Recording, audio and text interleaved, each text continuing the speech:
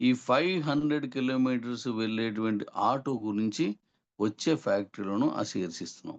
ఇక్కడ ఆ ఆటోలనేవి మనం కొనేవి కాదు కాబట్టి పబ్లిక్‌లోకి వెళ్తది కాబట్టి అది మంచి మార్కెట్ జరుగుతది. అంటే మనం కొన్నయి కూడా వస్తాయి. కానీ ఆటోలు తీసుకోం. మనం కార్స్ వగైరా అయితే వాళ్ళయి వస్తాయి. కాబట్టి ఇప్పుడు మనం డీకాయిన్ ట్రేడింగ్ విషయం మీద ఇప్పుడు కొన్ని విషయాలు చెప్తాను. ఇది చెప్పినాను అవుట్ హింద్. డీకాయిన్‌ని మన ఎక్స్‌చేంజ్‌తో పాటుగా మరొక 2 అంతకంటే ఎక్కువ ఎక్స్‌చేంజ్‌లో లాంచ్ చేస్తున్నాను. అంటే ఇది 27 అవుతది. ఆ తర్వాత నుంచి అది ఒక్కొక్కటి 2 లేదా అంతకంటే ఎక్కువ ఎక్స్‌చేంజ్‌ల్లో లాంచ్ అవుతది. ఓహ్! అది థాంక్స్ డాడీ. థాంక్స్. లవీనన్న. ఇది మీ అందరికీ నచ్చుతదనుకుంటున్నాను. ఏం డాడీస్? మన కాయిన్‌ని మన ఎక్స్‌చేంజ్‌లోనే కాదు, ఇతర ఎక్స్‌చేంజ్‌ల్లో కూడా మనం తీసుకెళ్తున్నాము. అలాగే ఆ ఎక్స్‌చేంజ్‌ల్లోనూ మనత మన కాయిన్ లాంచ్ అవుతుంది. డీ కాయిన్ లాంచ్ అవుతుంది. ఇలాగ వస్తున్నాయని జెప్పేసి ఆ యాడ్స్ కూడా ఆ ఎక్స్‌చేంజ్‌లో వస్తాయి. ఇప్పుడు నేను 2, 3 దారుల్లో నుంచి ఆ ఎక్స్‌చేంజ్‌లకి కనెక్ట్ అవుతున్నాను. వాళ్ళు ఏ ఎక్స్‌చేంజ్‌లు ఎలా ఉంటది? వాట్ ఈస్ వాట్ అంతా చూస్తున్నాను. వాళ్ళు అడిగిన వివరాలన్నీ ఇస్తున్నాను. మన డీ కాయిన్ ఇంకా మన ఎక్స్‌చేంజ్‌లు ఒకటే మాత్రమే కాదు. ముందు ఇక్కడ స్టార్ట్ అవుతది. ఇక్కడికి స్టార్ట్ అయినప్పుడు మీరు చక్కగా ఎవరైనా తక్కువగా ఆవేశపడి అమ్ముకున్న కొనేయండి. కొనేసుకోండి వాటిల్ని. ఎందుకంటే వేరే ఎక్స్‌చేంజ్‌లు కూడా పెడుతున్నాను. అది గతంలో నేనిచ్చిన మాట నిలబెట్టుకునే దిశగా ప్రయాణం చేస్తున్నాను. అదేంటి అనేది మీకు తెలుసు. అది నేను చెప్పనవసరం లేదు. సో, వేరే ఎక్స్‌చేంజ్‌ల్లో కూడా పెడుతున్నాను. వాట్ హిందీ. दोस्तों ఓకే. అయితే నేను 2 కంటే ఎక్కువ ఎక్స్‌చేంజ్‌లు ఇస్తానని జెప్పాను. ఓ 10 ఎక్స్‌చేంజ్‌ల్లో మనం ఒకేసారి పెట్టగలను. కానీ అలా పెడితే కాయిను ఒక ట్రేడింగ్ అనేది ఒక సిస్టమ్‌లో జరగదు. ఒక ఎక్స్‌చేంజ్‌కి మనం ఇచ్చిన తర్వాత ఇక్కడి నుంచి మీరు కొనడం, అమ్మడం జరుగుతాయి. నెక్స్ట్ ఎక్స్‌చేంజ్‌లో ఎక్కడ ఇస్తున్నాను అనే యాడ్స్ తర్వాత ఒకటి, ఒకదాని తర్వాత ఒకటి అది మన కాయిన్‌ను ఇష్టానుసారంగా ఒక వారం 10 రోజుల్లోనే మొత్తం మనం 10 ఎక్స్‌చేంజ్‌లో నిలిచిస్తే ఏమవుతదో మనకు అనుభవాలున్నాయి. చూసినయి, విన్నయి అన్ని రకాల అనుభవాలు మనకున్నాయి. అలా లేకుండా ప్రతి ఎక్స్‌చేంజ్‌లో ఇచ్చినప్పుడల్లా ఒక స్ట్రాటజీని వాడి తీసుకెళ్తానండి. అదెలా చేస్తే మన కాయిన్ నేనిచ్చిన మాట నెరవేరుతుంది అనేది చూసుకొని తీసుకెళ్తాను. సో, మీరు ఎట్టి పరిస్థితిలోనూ కాయిన్‌ని అనవసరంగా అపోహలకెళ్ళి తక్కువకి అమ్ముకోవద్దు. ఇది గుర్తుపెట్టుకోండి. వాట్ హిందీ. తో నేను ఆల్రెడీ డీల్ చేయడం జరిగింది గత వారంలో. నేను మళ్ళా నిన్న, మొన్న కూడా కొంతమందితో మాట్లాడడం జరిగింది. అయితే ఇక్కడ నేను చెప్పిన కొన్ని విషయాలు వాళ్ళకి బాగా నచ్చాయి. అయ్యేంటంటే డీకాయిను సప్లై ఎంత? కేవలం 1,60,00,000. దీంట్లో మీకు నేను చెప్తున్నాను. ప్రతి కిబో అకౌంట్ ఉన్న వాళ్ళందరికీ కూడా ఒక కాయిన్ ఇచ్చాను నేను. ఆ లాస్ట్‌లో ఉన్నోడికి కాయిన్స్ లేవు. ముందు ఇచ్చాను అందరికి. తర్వాత మైనింగ్ కాయిన్స్ వచ్చాయి. ఆ తర్వాత మీరు పర్చేజ్ కాయిన్స్ వచ్చాయి. అలా మనం వివిధ రకాలుగా ఇవ్వడం జరిగింది. అంటే అవన్నీ ఒకసారి రావు. మైనింగ్ కాయిన్స్ అంటే కొన్ని 16 సంవత్సరాలకున్నాయి. కొన్నేమో 100 ఏళ్ళకున్నాయి. అలా ఉన్నాయి అవన్నీని. కానీ ఇప్పుడు మీరు ట్రేడ్ చేయడానికి ఉన్నయి కేవలం ఆ ఎక్స్‌చేంజోళ్ళకి నేను చెప్పిందేంటంటే ఆ విషయం చెబుతూ కేవలం 1,50,000 కాయిన్స్ మాత్రమే ఇప్పుడు ట్రేడింగ్‌కొస్తున్నాయి. నేను 10 ఎక్స్‌చేంజ్‌లకి ఇవ్వనియండి, అంతకంటే ఎక్కువ ఇవ్వనియండి, స్టాటికల్‌గా నేను ఇస్తూ ఉంటాను గాబట్టి, దాంట్లో 1,50,000 కాయిన్స్ మాత్రమే అని గుర్తుపెట్టుకోండి. అదే అలా చెప్పాను. చాలా బావుందండి. అలా లిమిటెడ్‌గా ఒక ఆర్డర్‌లో గాని చేసినట్టయితే కాయిన్ చాలా బావుంటది. మేము పబ్లిసిటీ చేస్తామండి. మేము కాయిన్ తీసుకుంటాం అని జెప్పారు. ఇది మీరు గుర్తుపెట్టుకొని, మీ దగ్గరున్నయి కేవలం 1,50,000 మిగతాయి రావడానికి చాలా సంవత్సరాలు పడతది. 1,50,000 కాబట్టి నేను అర్జెంట్‌గా అమ్మేస్తాను. ఎవరో చెప్పిన మాటలు వినేసి ఈ కాయిను ఇలా రాదు, అలా రాదని గాని, ఇంకా అవేమైనా చెప్తే నష్టపోయేది మీరే వింటే. నష్టపోయేది మీరే. ఇలాంటి పరిస్థితుల్లో కూడా నా హెల్త్ రీత్యా గాని, అనేక రకాల రీత్యా గాని, మనం ఇచ్చిన మాటకి కట్టుబడి ఉండి, మనం అనుకున్నట్టుగా కమ్యూనిటీకి మంచి ట్రేడింగ్‌లో తీసుకెళ్ళాలనే కృషి నేను చేసుకుంటూ వెళ్తున్నాను. అది మీరు గమనించండి. రేపు 2 నెలల తర్వాత ఈ ఫ్యాక్టరీ ఓపెన్ చేసిన తర్వాత కాయిన్‌కి యుటిలిటీ తేవడానికి నేను వాడేటువంటి అంటే ఈ ప్లాన్స్ అనేవి ఇన్నాళ్ళు ఈ 5 ఏళ్లలో నేను కాయిన్స్‌కి ఎలాంటి ప్లాన్స్ నేను అప్లై చేశానో, ఇంక నేను కాయిన్స్ మీద గాని, మన కిబోలో గాని ఏమి ఉండవు. నా మైండ్ మొత్తం ప్రొడక్ట్ మీద యుటిలిటీకి, ఎక్స్‌చేంజ్‌లో కాయిన్ ట్రేడింగ్‌కే వాడుతున్నాను. వాట్ హిందీ. అది గుర్తుపెట్టుకొని మీరు కాయిన్స్ అమ్ముకోండి. ఇది మీకు నచ్చుతుంది అనుకుంటున్నాను. ఊరకనే కొనేసారు, అమ్మేసారు, పోదాం అమ్మేసుకొని ఇంటికి పోదాం అనుకుంటే నష్టపోయేది మనమే. నష్టపోవడానికి సిద్ధంగా ఉన్నటువంటి దురదృష్టవంతులు ఎంతమంది ఉన్నారో మీకు ఆల్రెడీ కనబడుతున్నారు. కాయిన్స్‌ని దాచుకున్నారు 5 ఏళ్ళు. దాన్ని తక్కువ రేటుకి పట్టేసి, దాని విలువని మీరే తగ్గించుకొని, దాన్ని బర్న్ చేసే విధానంలో నాకు అవకాశం కల్పించకుండా ఉంటారని నేను ఆశపడుతున్నాను. ఏంటో తెలుసా? 1,50,000 కాయిన్స్. నెక్స్ట్ ఇయర్ తర్వాత గాని మైనింగ్ కాయిన్స్ రావు. అది గూడా ఒక సిస్టమేటిక్‌గా ఇక్కడ ట్రేడ్ అవుతున్న విధానాన్ని బట్టి ఎలా రిలీజ్ చేయాలనేది చూసుకుంటాను. ఎందుకంటే మైనింగ్ కోసం ఇచ్చినయి తప్పిస్తే మీరు పర్చేజ్ చేసినయి కాదు అవి. ఇష్టానుసారంగా ఇవ్వకుండా జాగ్రత్తగా నేను అయి రిలీజ్ చేస్తున్నప్పుడు మీ ఆస్తి విలువ పెరుగుతది. అందుకోసం దాన్ని ఒక సిస్టమేటిక్‌గా రిలీజ్ చేస్తాను. అయున్నాయనేది మీరు మర్చిపోండి. నేను ఎప్పుడివ్వాలో అప్పుడిస్తాను. ఎప్పుడిచ్చినా మీకు మంచి డబ్బే వస్తది. 2 తక్కువేరనుకోండి. కాయిన్ రేట్ మీరు ఉదాహరణకి ఎగ్జాంపుల్‌కి 1,00,000కి తగ్గించుకొని మీరు అమ్మారనుకోండి. ఈ 1,50,000 కాయిన్స్‌ను ఇంటూ రూ. 1,00,000 చొప్పున లేదా అంతకంటే ఎక్కువ చొప్పున ఇవి బర్న్ చేయడానికి మన తాలూకు ప్రొడక్ట్స్, మన తాలూకా వెహికల్స్, కార్లు, ఇంక మిగతా వ్యాన్స్ ఇలాంటివన్నింటికి పెద్ద బస్సుల వరకు, లారీల వరకు కూడా దాన్నిస్తాను. దాంట్లో ఇది బర్న్ చేయడానికి నాకు చాలా టైం పడతది. అంటే మీరు నాకు టఫ్ ఇస్తారు. మీరలా టఫ్ ఇవ్వాలనే కోరుకుంటున్నాను. అలా కాదు, చెప్పుడు మాటలు విని, వాళ్ళ స్టేటస్‌లేవో మీకు చెప్పేస్తే అయి మీరు నమ్మేసి, మీకు చెప్పిన వాడు గెలిచినయన్ని, ఓడినయన్ని కూడా మనం చూసుకోవాలి. అది నన్నైనా, ఎవరినైనా సరే. గెలవడం కోసం ఎన్ని రకాలుగా ప్రయత్నించి గెలుచుకొస్తున్నాం, ఈ కంపెనీని ఇలా నిలబెట్టుకొస్తున్నాం కూడా గుర్తుపెట్టుకోండి. మీరు ఉదాహరణకి రూ. 100 తగ్గించారనుకోండి. ఎగ్జాంపుల్ చెప్తున్నాను. నేను కారుకి రూ. 5,00,000 విలువైనటువంటి కాయిన్స్ తీసుకుంటున్నానని అనుకోండి. 100 డివైడెడ్ బై 5,00,000 డివైడెడ్ బై 100 ఎన్ని కాయిన్స్ పోతాయి డాడీ? ఎవరైనా చెప్తారా? రూ. 10,000కి 100 కాయిన్స్ పోతాయి. 1,00,000కి 1000 కాయిన్స్ పోతాయి. 5,00,000కి 5,000 కాయిన్స్ ఎగిరిపోతాయి. 1,00,000లో 5,000 కాయిన్స్ పోతాయి. అంటే ఓ 30 కార్స్ నేను ఇచ్చినట్టయితే మీ దగ్గర ఉన్న 1,00,000 కాయిన్స్ కూడా ఎగిరిపోతాయి. అదే రూ. 1000 పెట్టాననుకోండి, స్ ఇంకా కష్టం నాకు.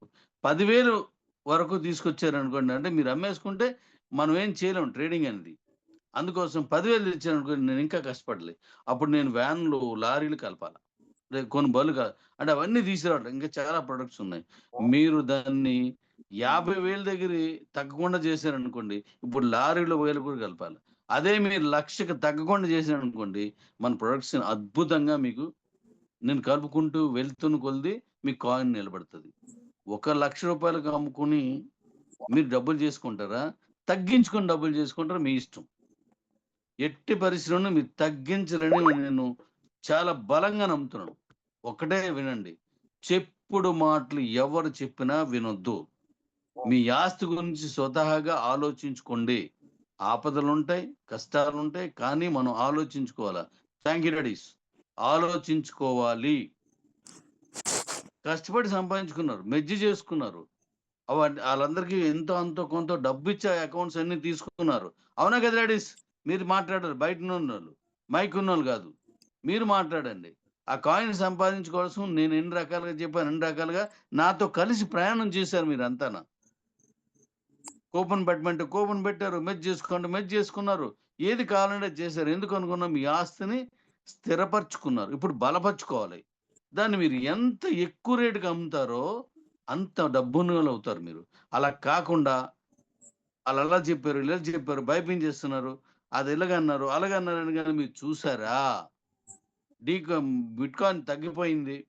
ఇంకో కాయిన్ తగ్గిపోయింది. ఇంకో కాయిన్ పెరిగిపోయింది. అయ్యేం పెట్టుకోవద్దు. ఎందుకంటే ప్రపంచంలో ఉన్న మన కాయిన్ తప్ప ఒక ప్రొడక్ట్‌ని యుటిలిటీ తీసుకునేటువంటిది ఒకే ఒక కంపెనీ ఈ ప్రపంచంలో ఉంది. ఒకే ఒక కాయిన్ ఉంది. అది మన డీ కాయిన్ మాత్రమే. మన క్యూసీసీ, మన సీజీఎస్ ఈ కాయిన్స్ మాత్రమే ఉన్నాయి. అనవసరంగా మీ తాలూకా ఆస్తుల్ని నష్టపరుచుకోరని నా తాలూకా ప్రగాఢ విశ్వాసం. అలా లేదు, ఎవరో చెప్పిన మాటలినేస్తాను, డాడీనో 2 మాటలనేస్తాను, అది పోయిందని నేను ఆ తర్వాత బాధపడతానంటే యువర్ చాయిస్. దానికి నాకు ఏ సంబంధం ఉండదు. దీనికోసం ఎంతైనా కష్టపడతాను. ఇంక నేను ఇది చెప్పేయమ్మా చెప్తాను నెక్స్ట్. వేగంగా చెప్పేయి. మన టైం అయిపోతుంది.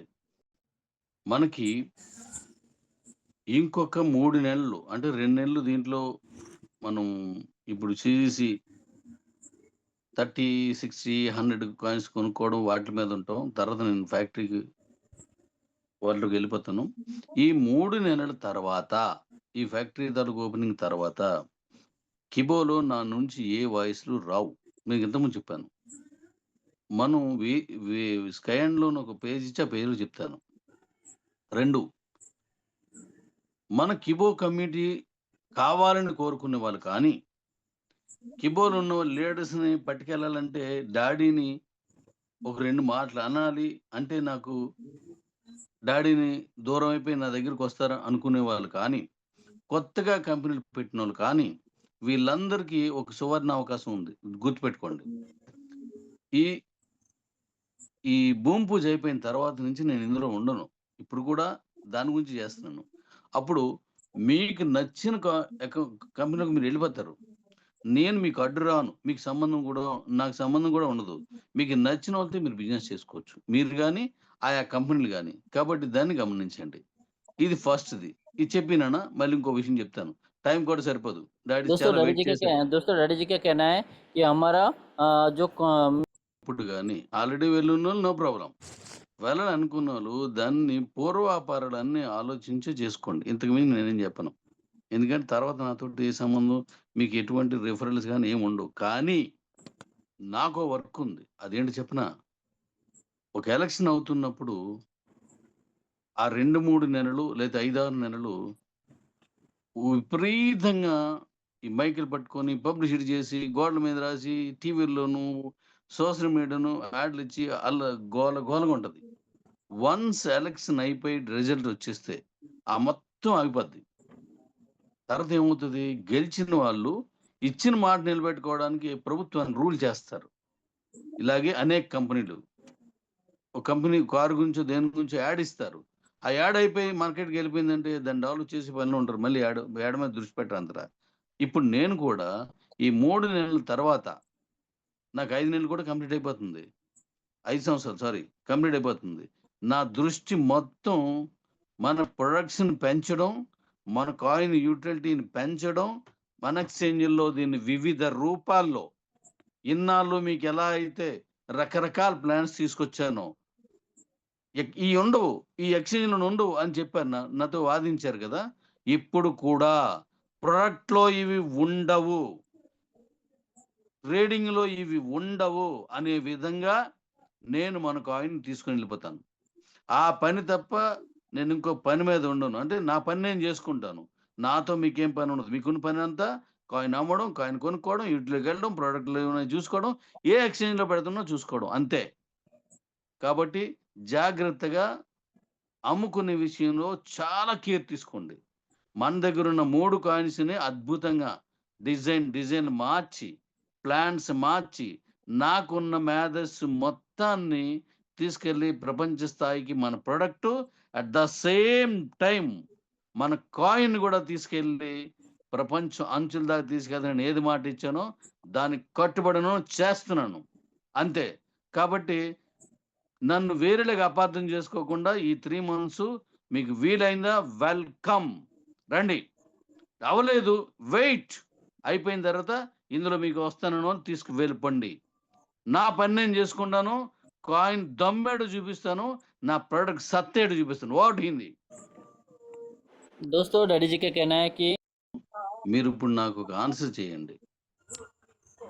కాయిన్స్‌ని కాయిన్స్ ప్రత్యేకించి మిగతా కాయిన్స్ ఎలా తీసుకెళ్లాలో నా కంట్రోల్‌లో ఉన్నదది.